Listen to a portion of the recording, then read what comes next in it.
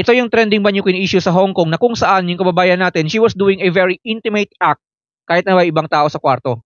Habang yung isa naman ting kabayan, ni-record niya at in-upload sa social media. Ang tanong, sino ang may mali sa kanilang dalawa? Si kabayan number 1 na she did it anyway kahit na may ibang tao sa kwarto? Or si kabayan number 2 na ni-record at in-upload sa social media? And of course, let's talk about the possible lessons that we might be able to learn from this issue. So ang story was, I do believe na it was supposed to be a party for everyone, pero meron tayong isang kabayan na hindi niya nakayang pigilan ng kanyang sarili.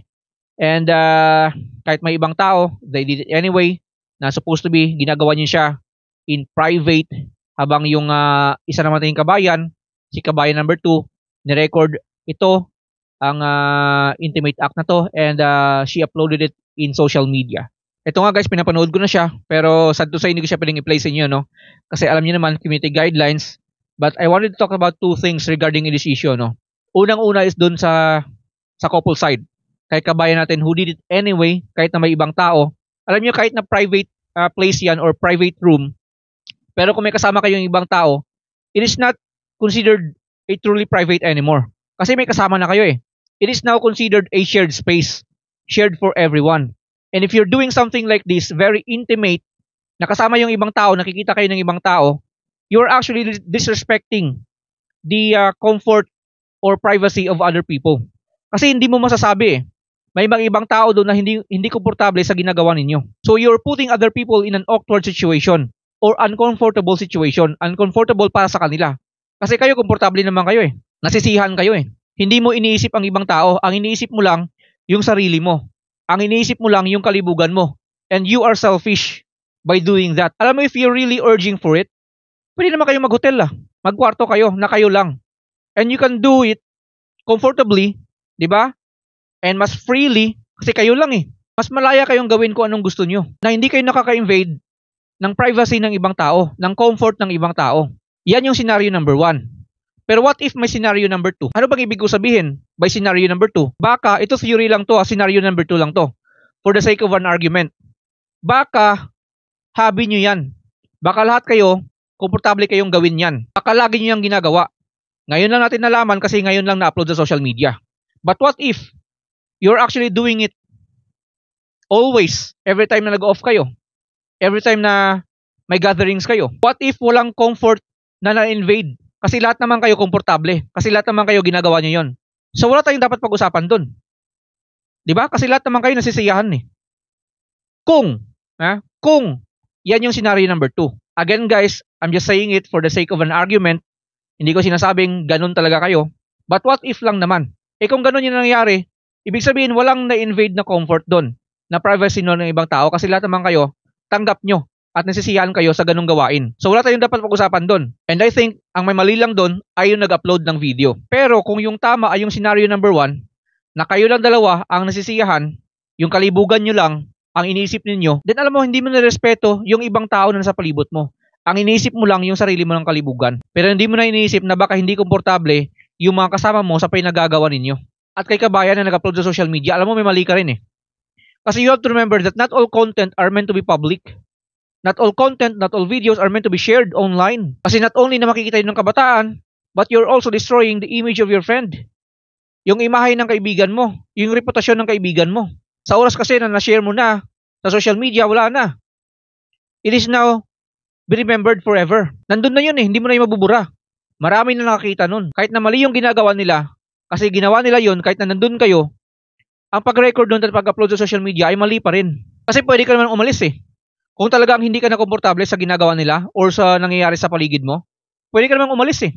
At the next time na maggaya yung kaibigan mo na yun, di ba, na mag-party-party, eh pwede ka nang tumanggi. Kasi alam mo na ang kahinatnan eh. Alam mo na kung saan uuwi yun. Kung talagang hindi ka komportable sa ganung gawain. Kasi yung kaibigan mo selfish. Ang iniisip niya lang yung kalibugan niya. Yung sarili niya. Hindi niya man lang naisip na baka may mga kaibigan siya na ayaw ng ganun. Na loyal sila sa kanilang asawa na naiwan sa Pilipinas. Na kahit na may gumaganon, ayaw nila. Di ba? Hindi niya ba naisip yon? Na pwede kayong mainggit pag ginagawa nila yon? Kasi kayo wala kayong jowa sa abroad. Eh sila, may mga jowa sila sa abroad kahit na may mga asawa sila sa Pilipinas. Di ba? pwede ka namang umalis pag hindi ka na komportable sa nakikita mo. But recording it and uploading it in social media is still wrong. Ito nga pinapanood ko kayo. Di ba? Nagkakantahan, tapos sila naman nagpapaka-selfish. Hindi nila iniisip yung mga kaibigan nila. Di ba? I do believe na parang foreigner tong isa, puti As a friend, you also have to respect your boundaries. Na hanggang dito ka lang. Hindi mo na siya pwedeng i-upload. Di ba? Hindi mo siya pwedeng kunan ng videos. First of all, lalong-lalo na kung walang consent. Kasi kung walang consent niya, bakit mo i-upload? Bakit ka magre-record kung walang consent niya? Not unless kung may consent. Di ba? Or in your defense, baka sabihin nyo na, or baka sabihin mo na, hindi, naka-record na ako matagal na naka-record at alam niya naka-record yun. But she did it anyway. So, I think para sa akin, parang may consent na rin yun kasi alam niya di ba? Kung ganun yung senaryo. Pero kung hindi, abay, you have to respect pa rin naman. Kahit na mali yung ginagawa nila. Tulad ng sabi ko, pwede kang umalis kung hindi ka komportable sa nakikita mo. Kaya nga guys, think before you act. Diba? Lalong-lalo na sa mga couples, think before you act. And considered mo, yung generation natin ngayon, assume mo always na laging may camera nakatutok sa'yo. Kaya mag-ingat ka kung saan mo yan gagawin.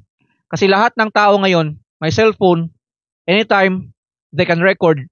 Lahat ng mga lugar ngayon, you don't know, you couldn't tell, baka may mga cameras. Diba? So think before you act talaga. Kasi once na ma-upload yan sa social media, once na ma-upload yan online, hindi na nakakalimutan ng internet yan. It will stay in internet, it will stay online forever na. Pag nakita din ng mga kaibigan mo sa Pilipinas, pag nakita yon ng mga kamag-anak mo, kapamilya mo, wala na. It will stay to their heads forever. Nakita na nila di ba? The internet never forgets. Wala na, nandun na yun. Kaya nga guys, think before you click. Pag-isipan mo kung dapat mo bang i-upload ang video na to or sarilin ko na lang. Kasi pag na-upload mo na yan sa social media, wala na. Diba? Pwede ka na makasira ng buhay ng tao, ng kaibigan mo. Wala na, nandun na yun